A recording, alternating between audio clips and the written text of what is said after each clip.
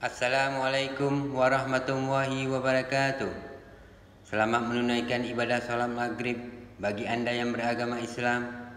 Salam sejahtera buat sahabat YouTube semuanya. Selamat datang lagi di channel Fir BNA bersama saya Firdaus. Apa kabar? Semoga semuanya sehat selalu, tidak kurang satu apapun.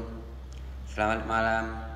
Pada video saya kali ini berada di Jalan Lintas Barat, daerah pegunungan dari Banda Aceh menuju ke Melabuh untuk hunting truk center di tanjakan melengkung berbahaya dan menurun Gunung Paro dan Kulu yang berada di Kabupaten Aceh Besar, terkenal dengan jalan lintas berliku-liku yang ekstrim.